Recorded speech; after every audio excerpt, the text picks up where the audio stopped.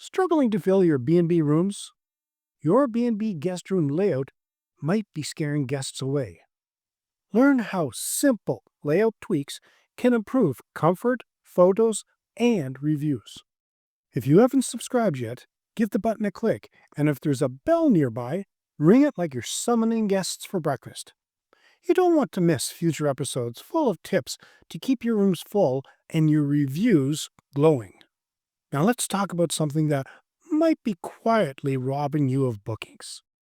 Your guest room layout. I mean the bed you lovingly picked out, the wardrobe you shoved into the corner, and the chair nobody ever sits in. This isn't a matter of taste. It's about comfort, flow, and whether your guests rave about your rooms or run for the hills. If you have ever wondered why your beautiful B&B isn't converting as many bookings as you hoped, your guest room layout might be the silent culprit. Let's fix that. The bed isn't king if it's cramped. Let's start with the elephant in the room. The bed, or should I say, the bed that becomes the elephant in the room because it's too big for the space. From the Build Your B&B, from Dream to Doors Open course, one golden rule is this: guests love a spacious feeling, even if the room itself is tiny. A king-size bed in a room that only fits a queen comfortably makes the space feel too tight and claustrophobic. I once stayed in a charming Victoria B&B where the bed was so big I had to crab walk sideways to reach the window. Lovely linens, but I felt like I was stuck in an escape room. Try this instead. Use a queen-size bed in small rooms and save the king beds for larger suites. Keep at least 60 meters, about 2 feet, of clearance around the sides. Place the bed so guests can see the door when lying down. It's subconsciously comforting. A room that breathes invites guests to stay and to come back. Too much furniture.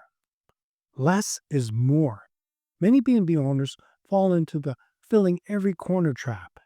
I get it. You want guests to feel spoiled for choice. A writing desk here, an armchair there, a luggage rack, and then suddenly the room looks like a charity shop display.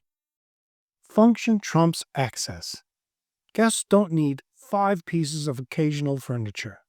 They need space to move, set down a suitcase, and not stub a toe in the middle of the night. As Seinfeld might say, why do hotels have one chair nobody uses? Are we supposed to look at it and think, oh my God, there's somewhere for my invisible friend to sit? Practical moves. Limit furniture to essential pieces. Bed, bedside tables, a wardrobe, hanging space, and one chair. If space is tight, swap a bulky dresser for open shelving or hooks. Choose furniture that serves more than one purpose. Storage, ottomans, fold-away desks. Light and air. Your secret weapons. Dark, cluttered rooms feel smaller. Natural light and good airflow make even a tiny room feel bright and inviting. I know one B&B owner who discovered that simply removing heavy curtains and hanging sheer panels boosted guest reviews almost overnight. Guests loved waking up to sunshine instead of a cave. Here are some tips from the Build Your B&B, from Dream to Doors Open course. Keep window areas clear. Don't block light with bulky furniture. Use mirrors strategically to bounce light around the room. Consider ceiling fans to help air circulate without relying on noisy air conditioning. Your guest's first impression when they open the door should be, "Ah, lovely," not, do I need a torch? Storage that doesn't steal space. Now here's a design challenge B&Bs often face.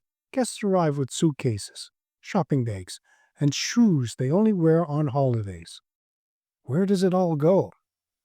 Poor layout forces guests to live out of their suitcase, which feels messy and cheapens the experience, even if your sheets have a thread count higher than the national debt. Some solutions to consider: underbed drawers for extra linens or guest belongings, a luggage rack that folds away when not in use, tall, slim wardrobes rather than wide dressers, hooks behind doors for robes, coats, or bags. You don't want guests tripping over their belongings, or yours. A flow that makes sense. Now let's talk traffic patterns. A beautiful room is useless if guests can't walk through it without performing an Olympic hurdling routine. I stayed at a B&B once and I really had to think about going to the bathroom. Between me and relief stood an armchair, a coffee table, a suitcase, and the world's smallest desk jammed into the hallway. At 3 a.m., I ended up moving furniture like a burglar to get through. Not exactly the scenarios they advertised on their website. Instead, channel this wisdom, sketch your room, and draw imaginary paths guests will walk. Between the bed, door, bathroom, and windows. Remove obstacles along the routes. Avoid placing furniture where it forces awkward detours. A good layout makes moving around effortless. Guests won't consciously notice it, but they will feel it. Tech placement. The invisible detail guests notice. We live in a digital age. Even in a quaint B&B, guests notice charging spots and decent Wi-Fi. Yet many room layouts forget this entirely. Place outlets near beds. Guests want to charge their phones overnight. Consider small shelves beside the outlets for devices. Keep TV screens visible but not dominating. Guests want the option, not a forced viewing experience. A layout that considers tech shows guests you're modern, even if your decor screams vintage charm. Running a B&B? It's not just tea and toast. It's plungers, pastries, and planning. Download your B&B Starter Blueprint and start with your eyes wide open. You can find a link in the show notes. Do you suspect your room layout is costing you bookings? What's the most awkward piece of furniture you've ever wrestled around in a guest room? Drop your story or questions in the comments. Here are your key takeaways. Beds must fit in the room. Less furniture equals more space. Light and air transform small rooms. Provide storage that saves space. Plan logical walkways. Your guest room layout might not seem like a make-or-break issue, but trust me, it is. It affects how your B&B photographs for online listings, how guests feel during their stay, and whether they'll return or recommend you. The beauty is, you don't have to gut renovate your property. Small tweaks in furniture placement, storage solutions, and lighting can dramatically boost comfort and appeal. And if you'd love even more practical advice on creating rooms guests rave about, you'll find tons of ideas in the Build Your B&B From Dream to Doors Open course. Dive in and give your rooms the magic touch. Don't forget to subscribe so you won't miss next time, especially if you're the kind of B&B owner who's ever thought, do I really need that extra armchair? Spoiler alert, probably not.